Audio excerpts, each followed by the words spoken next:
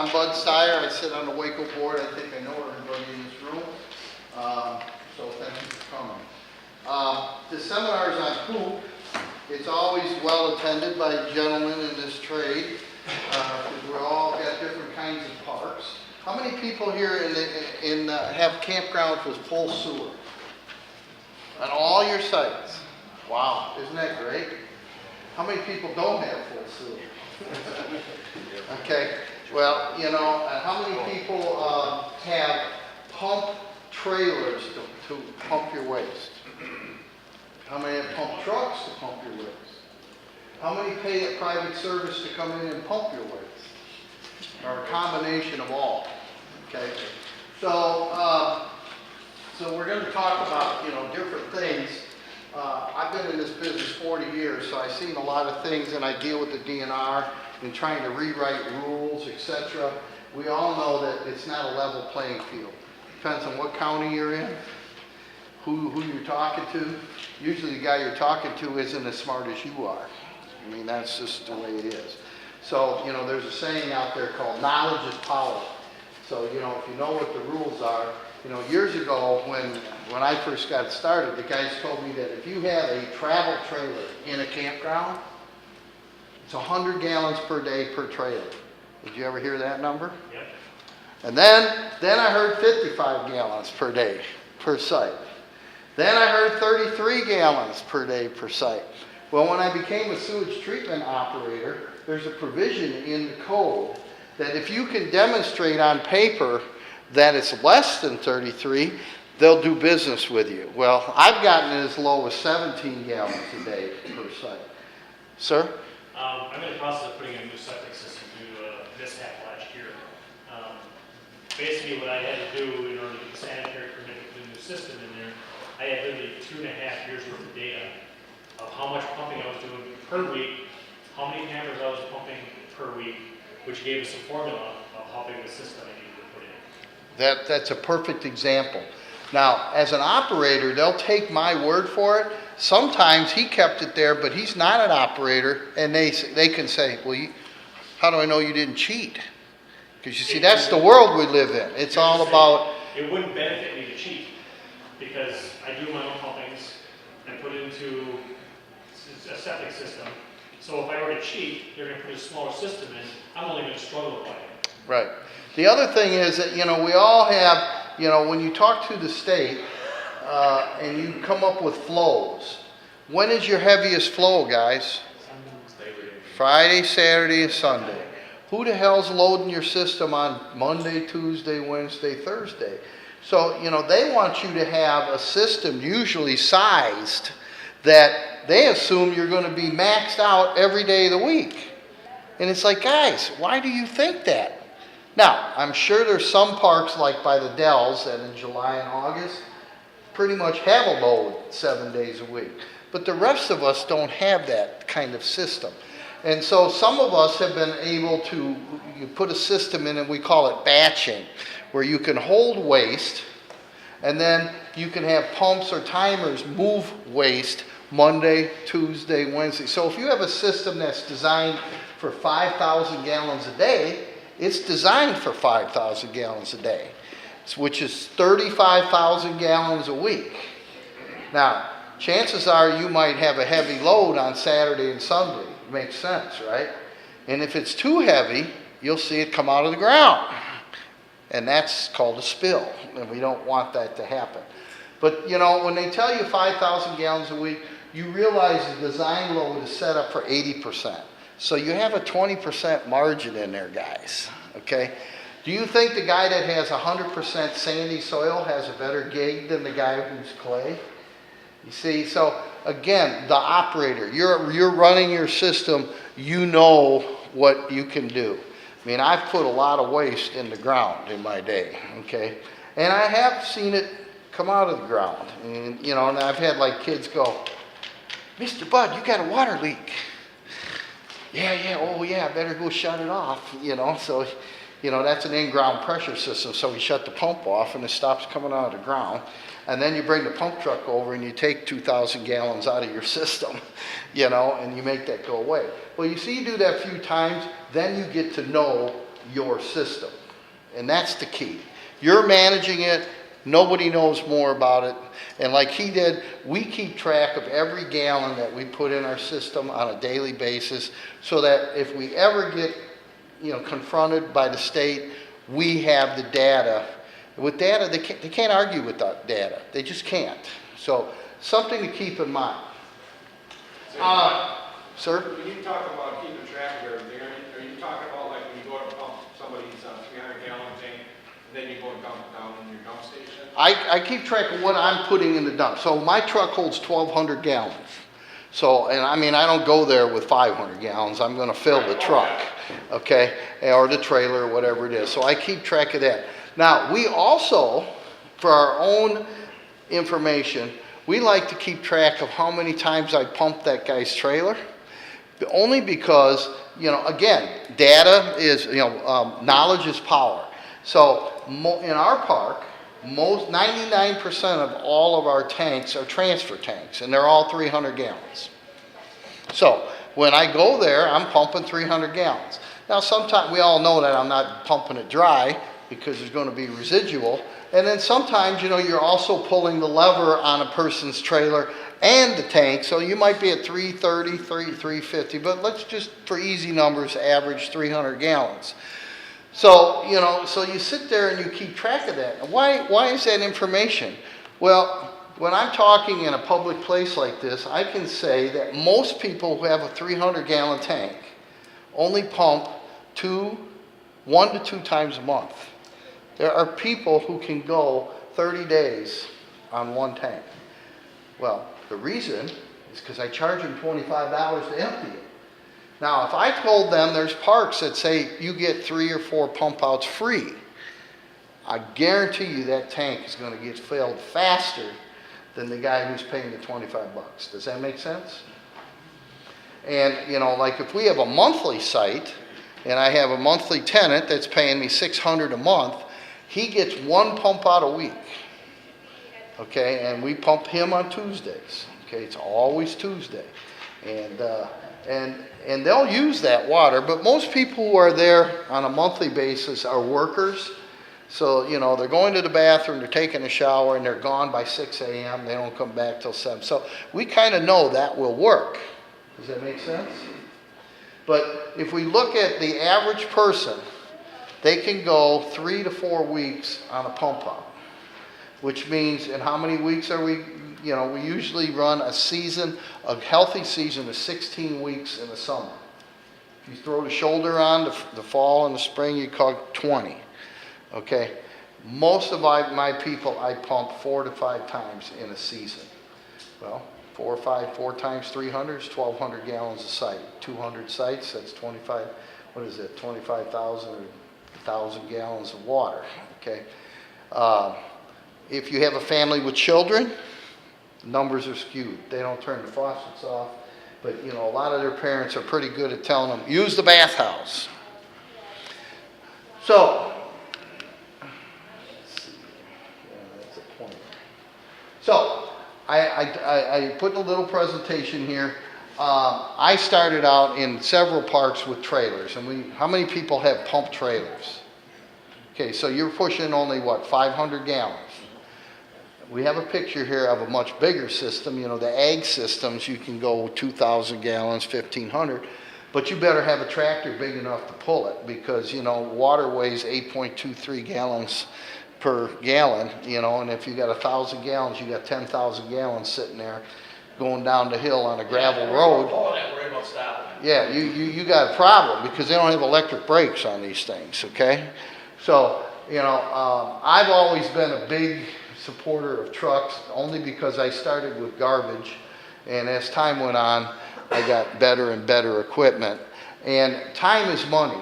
So if you've got 300-gallon tanks and you've got 30 tanks to pump on Tuesday, that's 9,000 gallons. How many loads is that?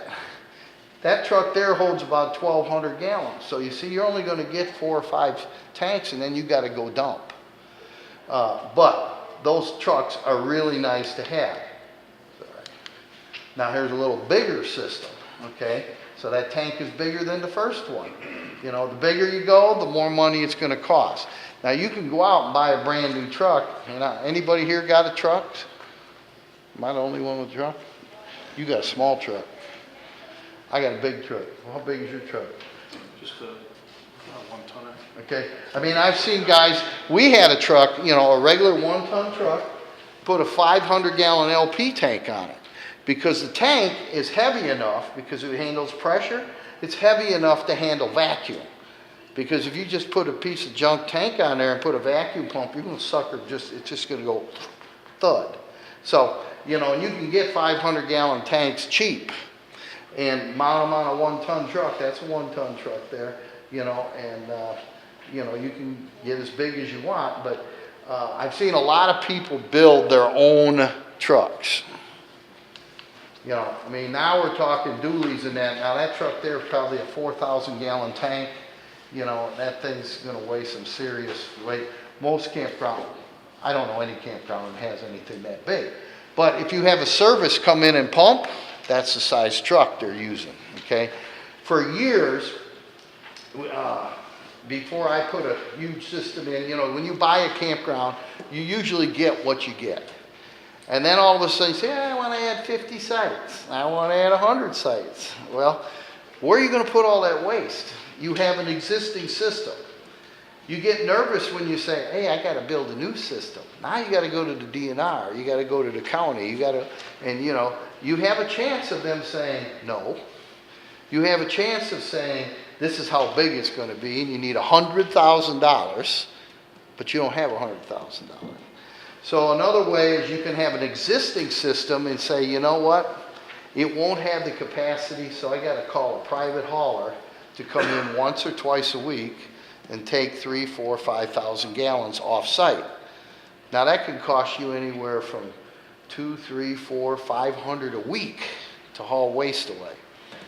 When I bought Smoky Hollow, it had several systems in the ground, and I could never afford to go out and build a big system. So I had the original paperwork. When you have a septic system, you're supposed to have paperwork that tells you how big it is. Everybody seen that paperwork? Okay, when you buy a park, make sure you see it, because it'll tell you, you know, 1,200 gallons a day, 5,000 a day, 500 a day, whatever. You need to know what it can handle, because if you're going to dump into it, you know, and it's a 500 gallon a day system, and you got a trailer that holds 500 gallons, that means you get one dump 7 days a week. Okay, and you might push it. You'll find out. Push it and see what it'll do, you know. But if it comes out of the ground, you know you overloaded it. Okay, so at that point, then you realize that we found that in our park, we would have the hauler come in on Friday morning and empty all of our systems. He would haul 5,000 gallons off property every Friday morning. So going into the weekend, the entire system would be empty.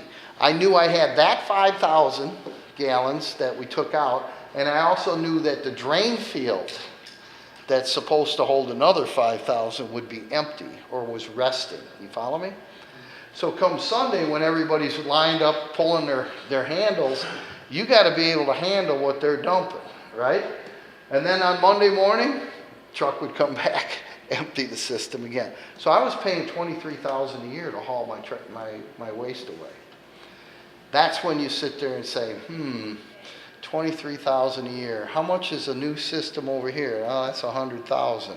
Well, if I borrow the money for 10, 15, or 20 years, you see I only got to pay $5,000, or, you know, now all of a sudden you have the cash flow because you've been spending the money, and it's worth spending the bigger money, but you got to finance it somehow.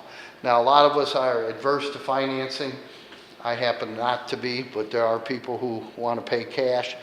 Well, it takes a long time to raise $100,000 just laying around. So something to think about. So, you know, knowing your system and knowing what you have to do to stay ahead of it is important. Now, here's like this little tank here. That's just a little tank on a trailer. That's like a boat trailer almost, you know. So I've seen people build their own tanks. And that there, when I look at it, that's a vacuum tank. Now, everybody know what a Phelps honey wagon looks like? He's here every year. It's a plastic tank. Obviously, that's not a vacuum system. That's a diaphragm system. So he's basically using a mud hog, and you know, it'll pump. It's not nearly as fast as a vacuum system, but there again, you can use any kind of vessel to dump into, and that's what he has, and he makes a really good product, and there's a bunch of them out there. So you have that trailer. Now you go, this is a little bigger setup. I think that's what you have at River's Edge. You know, that's a vacuum system, and it's a package unit, meaning you buy it the way it looks. And anybody tell me why you have that big hatch on the back? Because they drop more than just turds in the Yeah, bucket. there's stuff that's gonna get in there. I'll tell you, one of the tricks that we've done, anybody have a water leak in your park, or somebody drive over your pedestal on a Saturday afternoon or Saturday night? It's usually at night. Okay? So you turn the water off and you're like, I gotta fix this water problem. Can you wait for the whole park to drain down to do that? So you see, what we do is we'll dig that up, we'll take that pump trailer and our truck, drop that hose in the hole, and it'll suck the water out as we're digging. We'll dig it deeper and put a bucket underneath the water line and drop that hose in there, so when the water's just dumping out of the thing, the hose is constantly sucking that water out of my way, so I can work not in a swamp. I can work in this hole. Now, with the advent of shark bite fittings, anybody know what those are? I mean, the water can just be pouring out of that pipe and you can work on it. You know, or you can, you know, put in regular couplings, but you can't usually run a torch because the water's running, so you take a chance of hammering that baby in there and putting 2 hose clamps on it and hope it holds, okay? Or at least slow it down enough that, you know, when everybody leaves, you can come back and look at this again on Monday when you're turning the park down. But that's one of the tricks of having a vacuum. But when you do that, you're sucking up sand, dirt, mud, and rocks, and that stuff doesn't come out of the tank too well. So you need to be able to climb in there once in a while with a shovel and take the solids out of there. So that's the purpose of that big hole there on the bottom. Makes a nice carpet cleaner too, doesn't it? It'll do it, but I mean, we use that pump truck, that forever. Now, the truck I built specifically for my use. Having done this for so long, I said, why can't I have a truck that has all the bells and whistles? So I had a truck built. First of all, I wanted a stub nose. So I have an Isuzu, because I don't like the hood sticking way out there. In a campground, I like to be able to see the corners. So you're driving in a big glass bubble, and I can see the corners. So we buy an Isuzu. I put a 1,200 gallon tank on it, and that tank was built so 200 gallons of it is fresh water. So I carry fresh water on the tank and 1,000 gallons of wastewater. Then we took that and, you know, we extended the back end. I wish I had taken a picture of it because I'm pretty proud of it actually. Got on the back, it's called a Haney reel. Ever heard of a Haney reel? How many people here have to take their hose and manually lift it? See, I got a hose on a reel, it's electric. 100 feet of hose, I pull it out, I suck. When I'm done, I hit a button, I go, and 2 inch. I mean, it's a $5,000 piece of equipment on the back of your truck, but you know, after a while, and I'm old, I'm tired of doing that. See, you gotta hook that and move it. You get real tired. Plus, that isn't 100 feet of hose. That's probably 25 feet, okay? But with 100 feet on a truck, you can park the truck in the middle of the road and the hose will reach.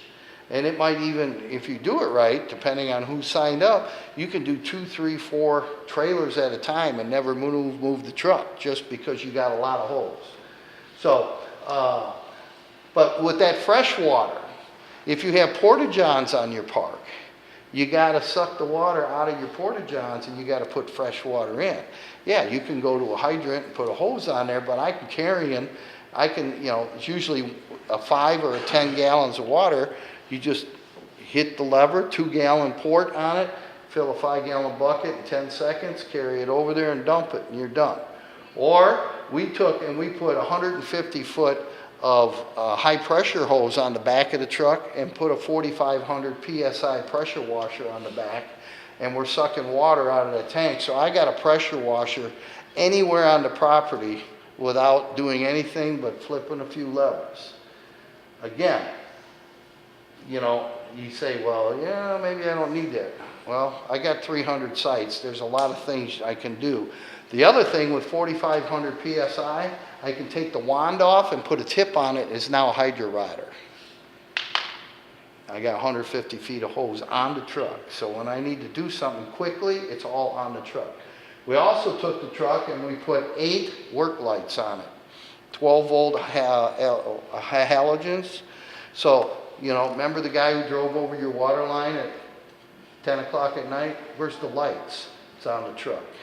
The truck has work boxes on it. Every part that you would ever need is in the truck. So, you know, we know what's going to happen. Let's prepare for it, okay?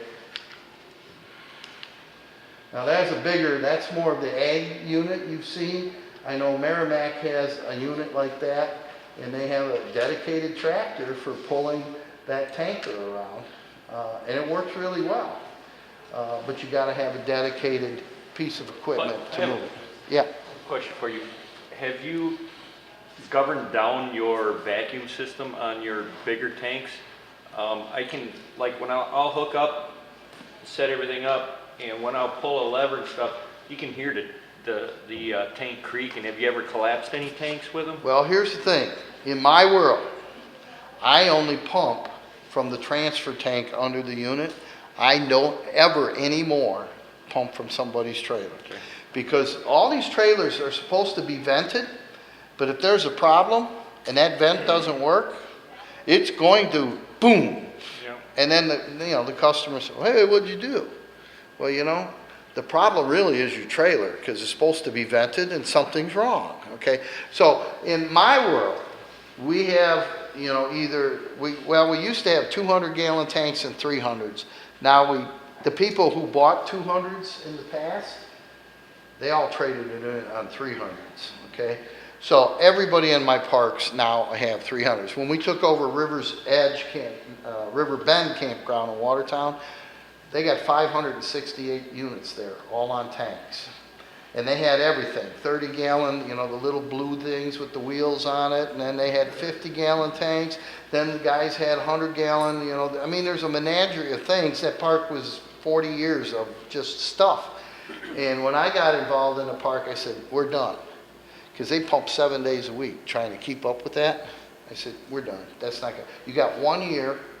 And in 1 year, you're all going to buy a 300-gallon tank. It's going to be installed. Or we don't pump. Flat out. And these tanks are plumbed in such a way, we have a suction tube on those.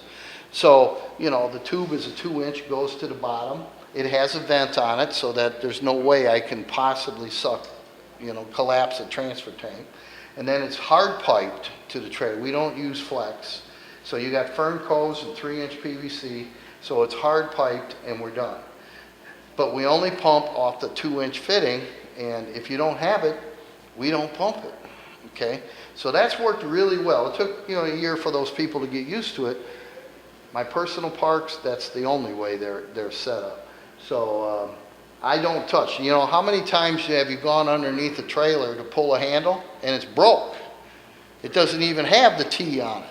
And most of those trailers, those T handles are plastic and they get brittle after 4, 5, 6 years. And the next thing you know, you see there's a channel lock hooked to it. Right? And it's like, guys, and you have to get down on your knees to get to it. And some of them are lower than others. And some of them have been leaking. So now you're down on your knees and it's moist. And you're like, okay, what am I doing here? I said, I want to be able to do that, dress like this, pump all day and not have anything on me. And it can be done, folks. It doesn't have to be an ugly job. And you know, when it's that clean of an operation, your employees don't have a problem doing this job, you know. I like doing pump outs, actually. It doesn't bother me at all. When you're pumping out, I know a lot of your holding tanks on your campers, they'll hold a lot of toilet paper in them and all of that. Do you back flush any of that to get Nope. that out? My job is to see if I touch your trailer, anything that goes wrong, it's my problem. Okay. Okay, I don't even fix water heaters. I don't touch your unit because having been in this business for a long time, the customer is a jerk, actually. I'm sorry. Okay? So when you were in there and say, well, everything worked fine until you were in there, I said, I walked on your water heater. What does that have to do with your kitchen sink? You were the last guy in. That's why we don't blow out trailers. We don't winterize trailers. Let somebody else do that. And we have people that love doing that and they warranty their work, but I don't do that. Now, we all know that if the tanks, when we're dealing with the state, a lot of you guys will call this a holding tank. That is not the terminology, folks. The definition of a holding tank in Wisconsin is a subterranean tank. It's usually a concrete vault of some kind. It's buried. That's what a holding tank is. A transfer tank is above ground, not to be in the ground tank, and you're literally transferring the waste from your RV to this tank. Now, a lot of people will leave that lever wide open, and we all know that there's a distance from the toilet to your tank.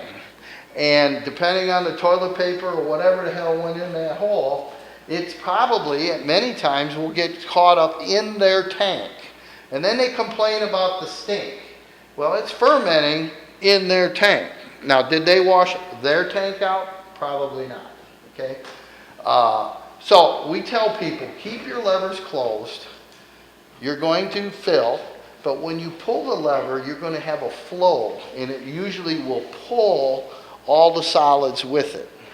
Is it a perfect thing? No, you should rinse it out once in a while. We even found with the transfer tanks, at times we have to go in and rinse them out because you're not going to get 100%, and over time you're going to get a buildup. And when we can't deal with the smell, we show them how to do it, and they can go in there and rinse them all out, and we'll bring the truck over and pull out the solids. So that works pretty good. So, and there's a Phelps wagon. So he's here every year. That's a good wagon. If you have a smaller park, that'll do the job. Now this is something, there's some people that they can take they got a little setup, see, that'll slide in the back of your pickup truck or a boat trailer or whatever. So you can do something like that also. This company, Varco, anybody buy from them? I put that up there, take that home. They have a magazine. Once you buy something from them, you'll get this magazine every month. Every kind of fitting. For the rest of your life. For the rest of your life. And you go, right? You will. Every valves, every fittings, you want a source, and they ship same day. So, I recommend that, and there's the phone number. You'll have that on your handout. And then, TSF is here. There's only, in the state of Wisconsin, there's only 5 approved transfer tanks approved. Obviously, they're here at the show. Now, if you talk to Bob or if you talk to that company, I have what we call the Bud tank. Anybody here got the Bud tank? Okay, the Bud tank, you see, when you buy this tank, they got this spud here, and they got one here, and they usually have one in that corner, okay? Well, if you want to hook that up to a trailer, and the trailer is low, you can't get the water into the top of the tank. So you need to come into the side of the tank. Well, the plumbing code says that you can't modify a piece of equipment. You can't.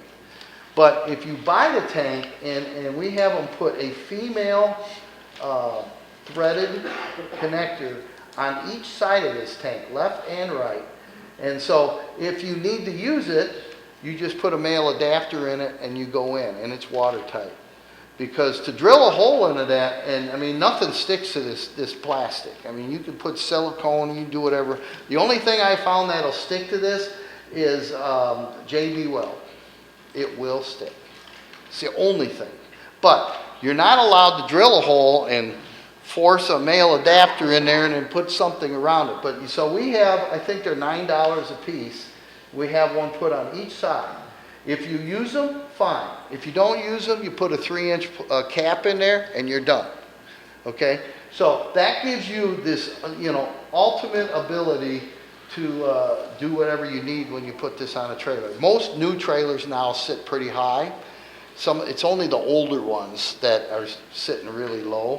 Can you dig them into the ground a little? You can go into the ground, but you can't bury them. Now, what we've done, if they're above ground, some of them are just above ground, and they're sitting next to the trailer, we can't get them in. We take them and we put mulch on them, and they look like the landscaping. So, Works good for tying them together too. pardon me? And we can tie them together. Now, there's another company called Polyjohn. These are both, but that's made in Indiana. Polyjohn, and they have an extruded nipple that comes out the bottom, and it's sealed. And if you want to use that nipple, you take Sawzall and just cut a 1/4 inch off, and you can put 2 tanks together with a Fernco, just like that. So like when we had our park model rentals, we would always put 2 300-gallon tanks under our park models, because when you have a park model that sleeps 6 to 8, it won't make it till Monday, okay? So we would always install 2 tanks under there, and that solved our problem. Obviously, portable toilets, we have them. We have plenty of bathhouses, but here's the trouble. When you're really busy and you have a bathhouse, and you're like, oh, I gotta go to the bathhouse. Locked. So all of our bathhouses have a porta-john outside of them, so you can run in there and do your business and come back, okay? So, and then, in the code, if you have like campsites out in the woods or something, code says you have to have some kind of bathroom within 400 feet of every campsite. Well, for $600-700, you're done. And you can get those with sinks in them, and you put water in them, etc. Now, some people will say, oh, it's an ugly bathroom. You know what makes those ugly? You don't clean the damn things, okay? My cleaning crew that does the bathrooms are in those units every hour. There's not a fly in there. They smell good. When they're nice and clean and they smell good, nobody's got a problem. But they usually don't. That's the problem. And they're easy to clean. Now, this is a company called Lunar Glow. How many people have LED lights in your porta-johns? I'm telling you what, this guy here I met years ago. He did a ton of research, and that's a photocell there. And that unit, let me see, nope. That unit there, that's an 1.5 inch nipple there on the bottom. Take a hole saw, you drill through the ceiling of your porta-john. That slides in. See that O-ring? Slides in, the nut goes on the bottom, you crank it down, and the LED light is inside that piece of PVC. You can read a newspaper in there in the dead of night, and it's motion sensor. So as soon as you touch the door, the sucker's on, you can read a newspaper. So when you talk to women and kids, they hate sitting in a porta-john with a flashlight. You see, now you took that away. That's $80. Done. I put the phone number and everything on there. I talked to the owner of that company yesterday, because all of ours have it. Plus, you can turn that into outside lighting. I mean, if you go to his website, he's got all kinds of things you can do with it. This is his latest product. This unit here, you have a 3-inch pipe coming out of your porta-john. That's your vent, right? That unit sits on top, and there's your photocell, and there's a fan. It literally blows 24/7, and it sucks. So now the stink that people complain about, 90% of the stink in a porta-john is because you didn't clean it right. People go into porta-johns and they pump them down. Well, you have a bathtub ring inside. All right, you pumped it down, you dump 5 gallons. The bathtub ring is full of bacteria. That's the smell. If you go in there after you pump it down and wash it with like Clorox or a cleaner, and do a good job, and then suck that, you're not going to have a smell. Don't you put in treatment? Yeah, but we put the treatment in last. But the treatment doesn't touch the bathtub ring until you crapped in it for 2 days, okay? So you got to get the smell out. Well, you got to kill the bacteria. And so people don't clean them right. But that, I thought, was an interesting piece, So, Any idea what that costs? that was $79. So I'm sitting here going, you know, how can you go wrong here? Yes, Have sir. you seen anything for garbage cans in a regular porta potty? My guys get bent when they get diapers or pens sucked up in there because you're just throwing them in the. They usually got them in the hole. Yeah, that's the And- problem. If and- you had a garbage can, they would hopefully. I've never use put a that. garbage, there's really no room in there for one. And here's the other thing. Have you ever noticed that, you know, we have dumpsters. And our signs are all over the park to say, take your trash to the dumpster. But you put a 3-gallon can, or a 50-gallon garbage can somewhere. Why is it always full? Because everybody's so damn lazy. Oh, there's a garbage can. They carry all their shit over there. And when we had garbage cans outside the porta johns, they were always full. So we had to get rid of them. Okay?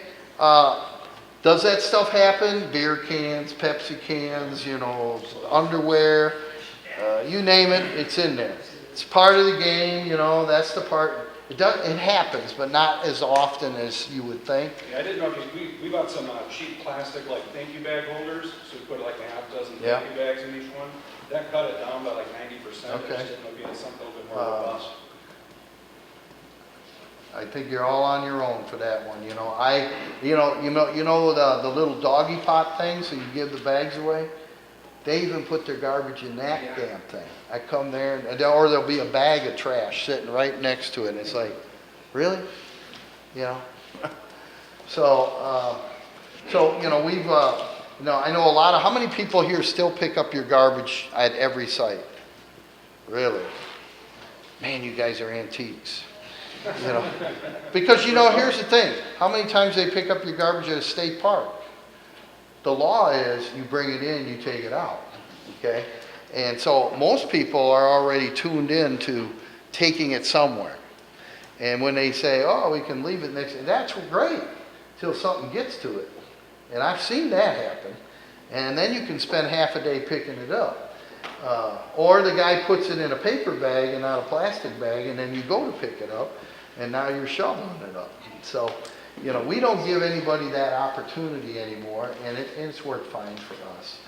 So, you know, so I've touched on a lot of things. We got 8 minutes, so we can talk about anything.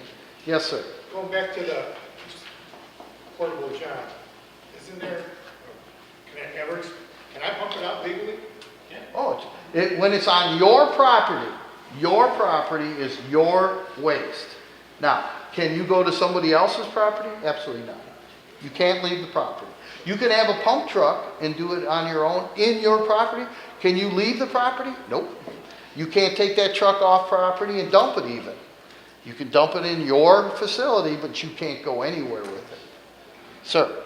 Okay, my tank now is quite a bit smaller, but he's at one extreme on the other extreme. We have 71 sites. We do our own pumping. We've got a 500-gallon diagram pump wagon. We had to redo our septic system, as I said earlier. But the one thing I found out now is that with the licensing and the permits and such, we have a surge tank now at the beginning of our system. So when I go to dump my 500-gallon wagon, I got 3-inch hose, I can open up the valve and it just dumps. I don't have to worry about babysitting or bringing it down slowly. And then as time goes on, there's a pump inside this surge tank, which will put it into my other subsequent tanks after that, for a conventional septic system. Well, I know a lot of systems have, you know, usually have 1 or 2 tanks. First tank's supposed to separate any solids. And now they can put a filter on the baffle. So, because, you know, if for some reason those waste gets up and it gets under the baffle, it'll get into your system and plug up your drain field. So we've had all of those baffles replaced with filters, and these filters are 3-4 foot, and you pull them out, and they usually got stuff on them, but that's preventive maintenance. It's worth it, because we've also had, there's a chemical now, and we've done it, where if your drain field seems like it's not moving, not handling the absorption fast enough, what happens is in a drain field, you have, you know, the water goes in and it drops down, and you have little microorganisms that are munching, okay? And if you get, it's called a mat. If underneath the pipe gets solids in there, then the water has to go farther down the line, And so what we do is we shut the system down and we load up the system with microorganisms that will go in and eat the mat, basically punch holes in it. But you gotta let it rest for like 30 days for those to do their things, because when the microorganisms get hungry, they look for food. And looking for food means they're gonna be burrowing through this thing. And we found that worked pretty good. You know, the trick is to build, the new septic systems now have, I mean, the latest one I have is 6 tanks to it. So before it even gets to the drain field, it's gotta go through a series of clarification before it can get there. And that's a good thing. I have a drain field switch that I can switch drain fields, so Yep. I can rest one side and feed Yep. it with bacteria on one side, and then all it is just Yep. a handle switch. Yeah, I mean, you just gotta know, knowledge is power, and there's a lot of systems out there, and depending on how fast you're moving waste, and you have to allow your system to do its job. The microorganisms can only eat so fast. So, sir. You were talking about that magazine. You can apply for Pumpers Magazine, comes to you free. You'll get one of those every Yeah. month. University of Minnesota doctor writes articles about it, talks about biomats, diverters, dosing. If you It's go to unbelievable the amount of information. Google.com and hit Yeah. pumper truck, Yeah, that's where I got those pictures.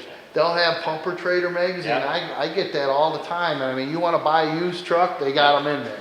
You want to buy equipment, they got them in there. They got articles. So again, stay abreast, because all of us in this room, if our waste disposal fails, we got a major problem.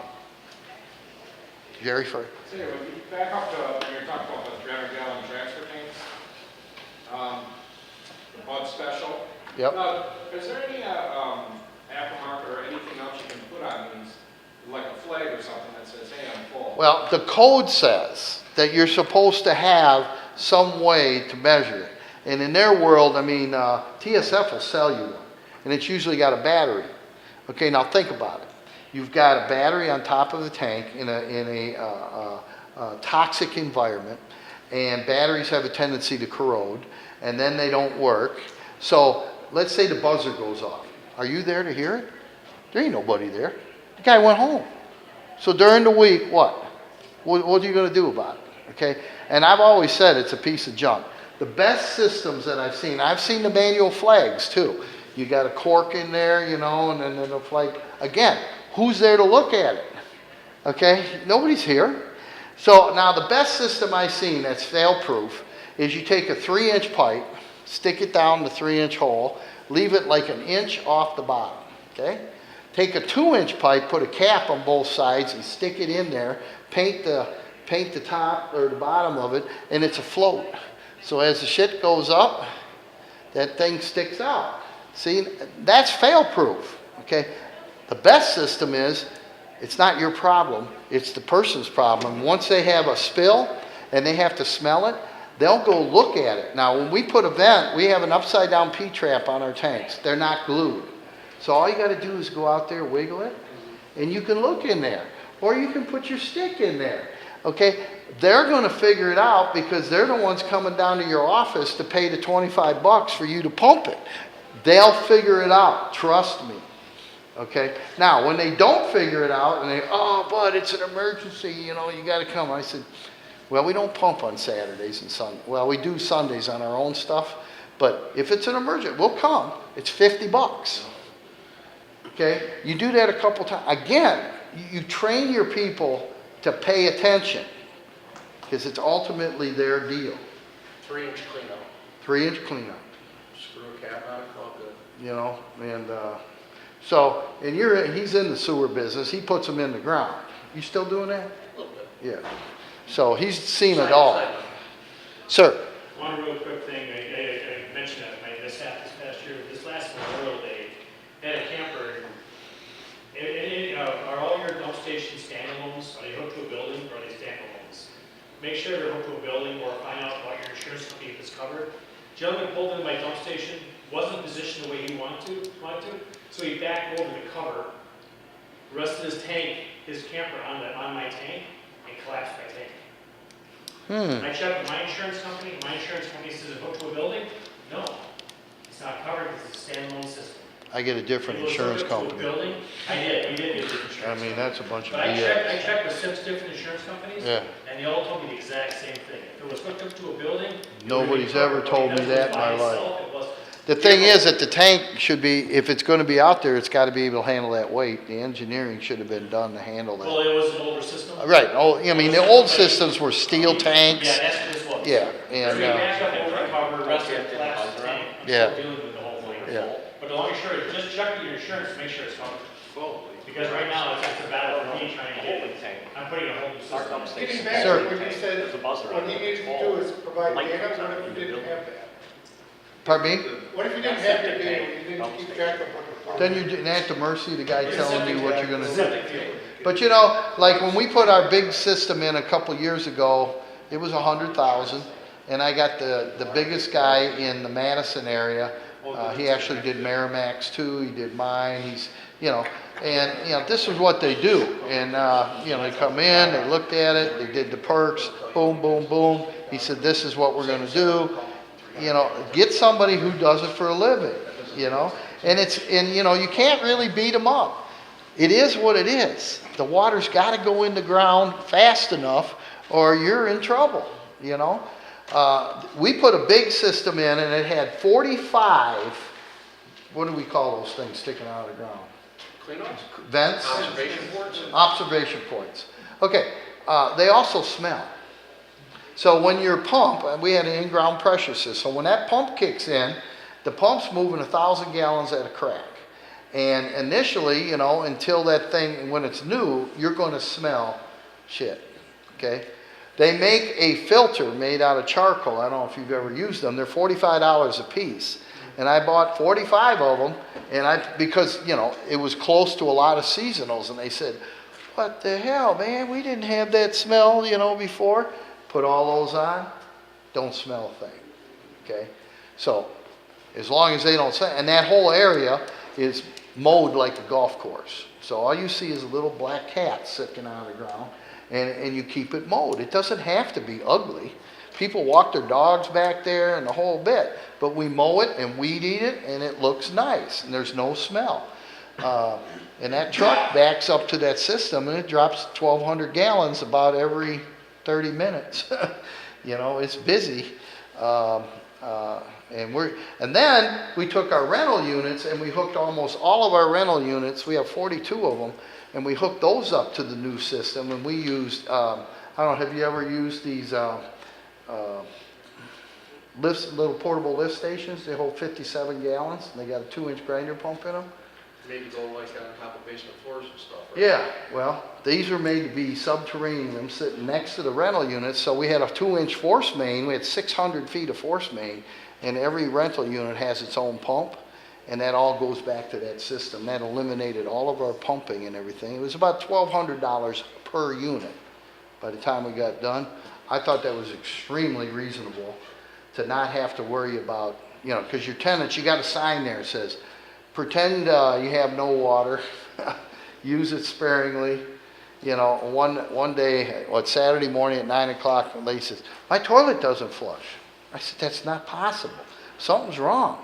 So I go there, 2 300-gallon tanks full.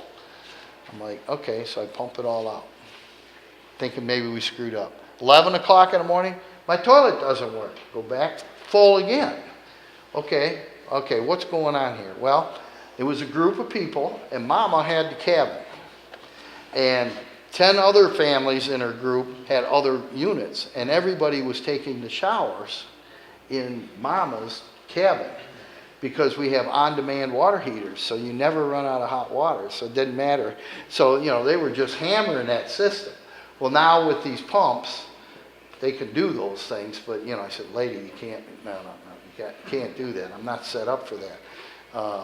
But, that was a one-time occurrence. But that will happen if you've got a nice cabin on a tank, and others, they will come over and use the bathroom. They're going to do it. So, any other questions? Sir? Handy wipes, solutions, problems, Handy wipes mean for, What they call flushables, they don't belong Yeah, in right. there. They don't belong in there. Flushables, They're whatever. terrible pumps. We No, don't. I'm finding them in a bathhouse, I'm finding them in the porta potties, No, I'm finding them. yeah, they don't break down at all. We found in all of our bathrooms, we put 2 toilet paper dispensers in the big ones, the 2,000 foot roll. Every bathhouse has 2 of them stacked, so you never run out of single ply toilet paper, ever. Okay? Now, people who have used the smaller rolls, well, they got a problem. They're missing. Why? Because they can take it home to their camper for free. So you're supplying everybody their toilet, but they're not going to take a 2,000 foot roll. Okay?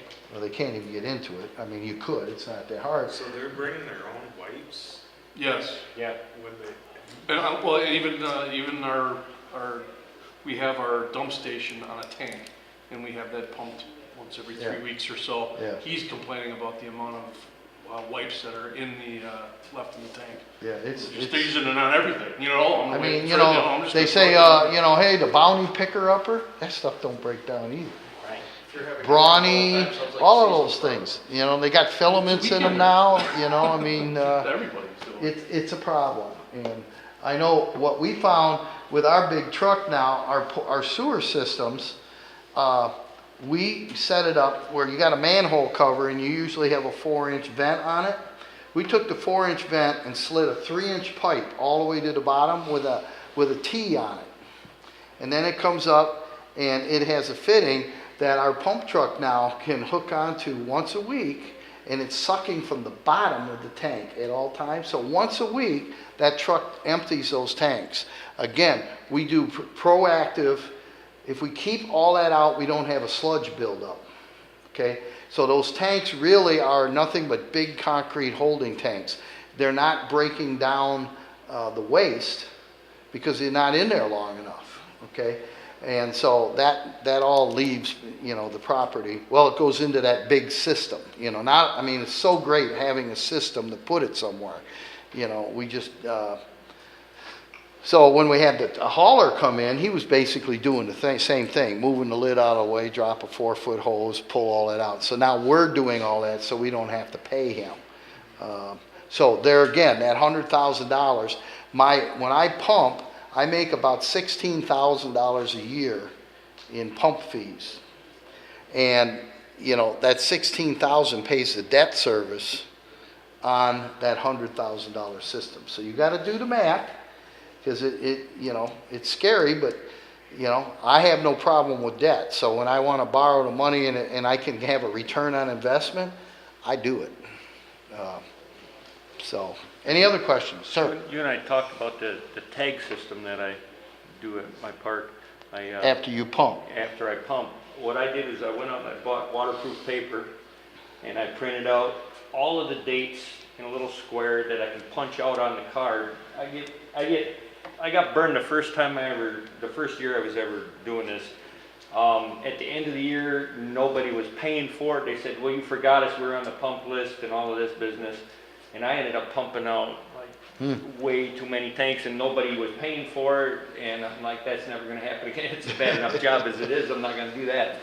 So what I did was I went underneath, at the beginning of the year, I printed out stacks of waterproof paper with all of the dates on it, with our logo and the year on it. And what I've done is I put a punch tag on there. When I go to a unit to pump it out, I put that tag on there.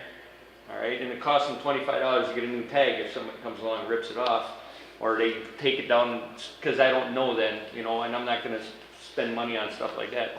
So I put the tag on there after, and it also helps provide to let them know I was there and pumped it out. I punch it out on that date. Or if I have there's 2 people that pump, and I have 2 different shapes of the punches. So if something is missed, if I miss pulling a lever or something like that, then at least I can say, okay, I can correct the problem and talk to the person that pumped it out. So I know who pumped it, and I know what date it was pumped, so that when they come to you and say, hey, you missed my thing, go look at the tag. No, I was here. You know, I'm not just going to run around and punch in a bunch of tags. It's all about cover your ass, okay? we have a sheet, you come into the office and you fill it out. Put your name, your site number, blah, blah, blah. You pay $25 and we mark it paid. That sheet then is copied. It's a running sheet. It's given to the driver. He's got to go, when he pumps it out, he has to sign it. Comes back to the office, then that sheet is put into a giant binder. Okay? And so we have a list of every single time we pumped anybody's stuff. So when somebody comes in and says, hey, you missed it, I say, well, I don't know, but Mike was there on this day, and here's, you can see his signature here. And then we say, do you have a toilet that's running? Do you have a sink that's dripping? Because, you know, I don't know if you know it, but if you have a toilet, you know, sometimes the flappers get stuck up. If that runs for one day, it's 3,700 gallons into your system. One day. 3,700 out of one toilet. I mean, we've had tanks that I pumped and come back and they were full. And I'm like, what the hell? Toilet's running. So now the cleaning crew's all been told, you know, if you see anything moving in that toilet, you pop the lid on that thing and make sure either the float's working or the you know, because when you're on a septic system, you can't have those problems. They just can't happen. So, another question. You got 4 minutes. It's got to be more. Sir? So transfer tanks are the ones that are right underneath the unit, but and there's only a few people that are approved for that. Well, there's you know, earth tanks I think are made out of fiberglass. You know, the earth tanks were the big, TSF has only been doing this I think 20 years. Prior to that there was fiberglass tanks here in Wisconsin and you had to pay $650 for one of those tanks. The nice thing is though that they were only like 6 to 8 inches tall, 4 feet wide, 8 feet long. So the older trailers, if you had a travel trailer built in the 90s or something, that's the only thing that'll fit under that frame into the ground. All the new trailers now are pushing 14, 15 inches. TSF tank is 12 inches. It'll fit 90% of the time. A lot of the new trailers now, you got a damn pipe in the front of the trailer and a pipe in the back of the trailer. So sometimes you got to tie them all together, or when you park it and you've got you park the trailer and it's on a slope, you can't get the tank in the back. You got to put the tank all the way in the front and run all the waste to the front. That's why having that female fitting in there is so important. If you have a front and a back, sometimes you can put the tank in the middle of the trailer and come in both sides of the tank. So it gives you that flexibility to do that. The fiberglass tanks, you know, they don't take any abuse. You drop that off the truck, you can throw it away because she's going to break. And these tanks here, the black ones, the only problems we had years ago with the black tanks, when they sat there, the lids would invert and fill up with water. They've, I think, pretty much got that fixed. They put a more rigid something inside there to keep that. Other guys have taken the old tanks, you take them out, flip them over, put them on a set of sawhorses and let them sit in the sun, and the things will straighten themselves out that way. Those are the older tanks if you want to fix them, you know. But the newer tanks we haven't had any trouble with. And then the Polyjon, big company in Indiana, but they don't make them in black. They make them in gray and white. Well, if you put a white tank under a trailer, first of all, you can see it. And after a while, the mold in that grows on it and it looks ugly. When you put a black tank under there, all the plumbing under your trailer is black.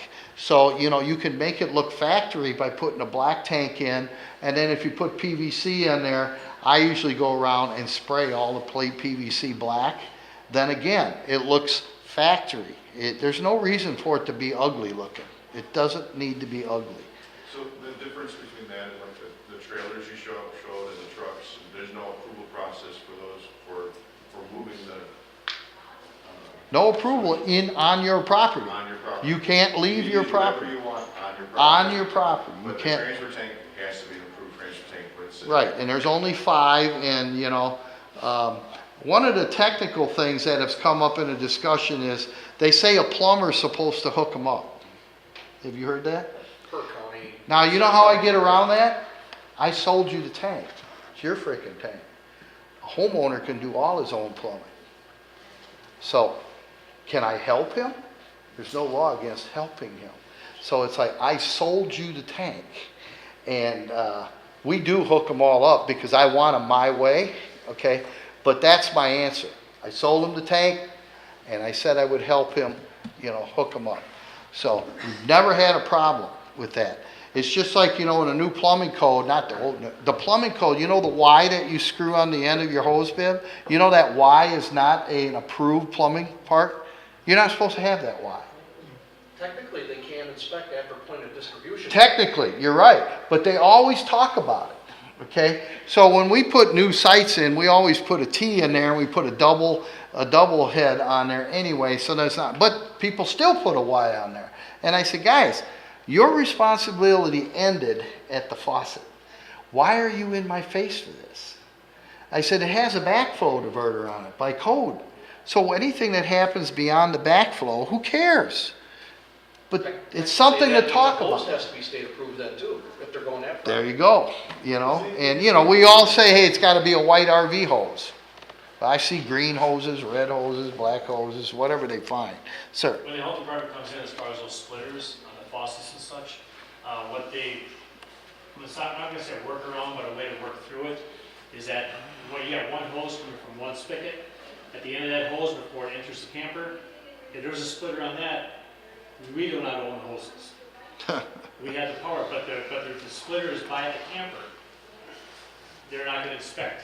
Right at the see, camper. that's the kind of stuff they just shouldn't be doing. I mean, they're getting really petty on that kind They of are. stuff, Yeah. and, Well, a couple of years ago, if you remember, the fire came out, and you couldn't have splitters on there. Right. It was not a plumber, it was not made the plumber's code. well, we always know when our inspector's coming. We just run out there real quick, double check every single hose bib. Anything that's on there, we unscrew it. And then they come, and then I don't see them for a year. So it's like, and I don't care if they write a couple of them down and say, tell you what, give me 5 minutes, I'll fix it. And, oh, okay, goodbye,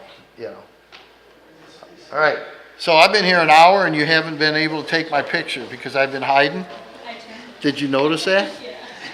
Okay, guys, well, thank you. I guess I'm doing a seminar later today on development.